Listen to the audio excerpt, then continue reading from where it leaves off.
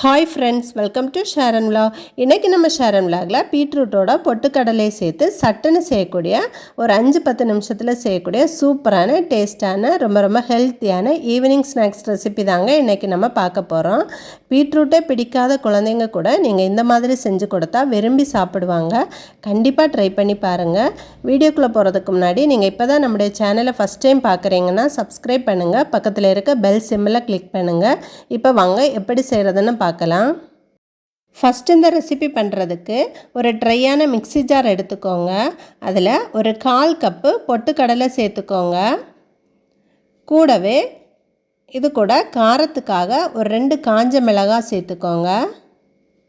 கூடவே 1/2 டீஸ்பூன் சீரகம், 1/2 டீஸ்பூன் சோம்பு, ஒரு கொத்து கருவேப்பிலை சேர்த்து நல்லா இதை பொடி பண்ணி எடுத்துக்கலாம். நம்ம இதை சேர்த்து அரைக்கிறதால நமக்கு ஒரு நல்ல வாசனை கொடுக்கும். இந்த அளவுக்கு பொடி பண்ணி எடுத்துக்கோங்க.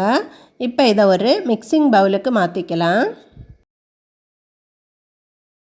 அடுத்ததாக அதே மிக்ஸி ஜாரில் நான் இன்றைக்கி ஒரு பீட்ரூட்டை நல்லா தோல் சீவி கழுவி இந்த மாதிரி பொடியாக நறுக்கி எடுத்துருக்கேன். இதை இந்த மிக்ஸி ஜாரில் மாற்றிக்கலாம். இது கூடவே ஒரு துண்டு இஞ்சியை தோல் நீக்கிட்டு நல்லா கழுவி 2ஆக கட் பண்ணி இதில் சேர்த்துருக்கேன். கூடவே ஒரு 4லேருந்து 5 பல் போல் பூண்டு சேர்த்துட்டு இதை நம்ம நல்லா அரைச்சி எடுத்துக்கலாம். தண்ணி எதுவும் சேர்க்காமல் அரைச்சிக்கோங்க.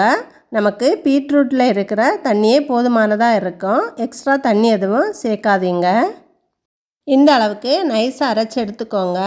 இப்போ இதை நம்ம ஏற்கனவே பொடி பண்ணி வச்சுருக்கிற பொட்டுக்கடலை மாவோடு இதை சேர்த்துக்கலாம். இது கூட 3 டேபிள் ஸ்பூன் ரவை சேர்த்துக்கோங்க. வறுத்த ரவை, வறுக்காத ரவை எது வேணாலும் பயன்படுத்தலாங்க. நம்ம உப்புமாக்கு செய்கிற ரவை தாங்க நான் எடுத்திருக்கேன்.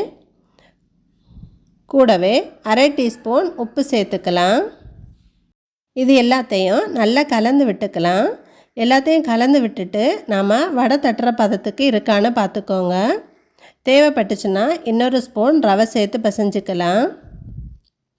இப்போ பாருங்கள், இதுவே திக்காக தான் இருக்குது. ஆனால் இன்னும் கொஞ்சம் திக்காக இருந்தால் நமக்கு எண்ணெய் குடிக்காமல் இருக்கும்.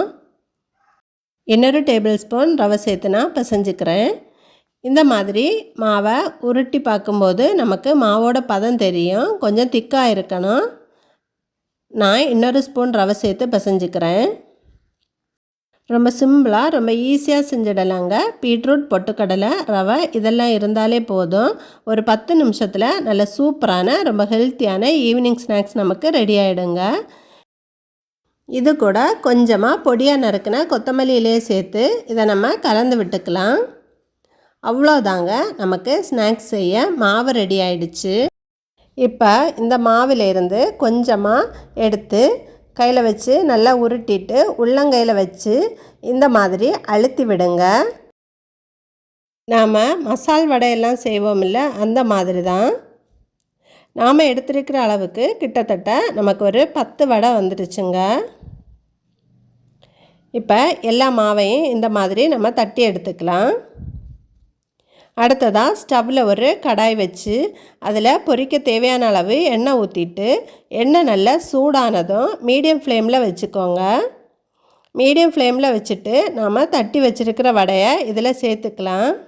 இப்போ ஃபஸ்ட் ஒரு 5 வடை போட்டுக்கலாம். 1 நிமிஷம் விட்டு திருப்பி விடுங்க. இந்த மாதிரி எண்ணெயில் போட்டு பொரிக்க பிடிக்காதவங்க ஷாலோ ஃப்ரை பண்ணி எடுத்துக்கலாம். பேன்லேயோ இல்லைன்னா தோசைக்கல்லையோ கொஞ்சமாக எண்ணெய் ஊற்றிட்டு இதை நீங்கள் சுட்டு எடுத்துக்கலாம். 2 சைடும் திருப்பி விட்டு வேக விடுங்க.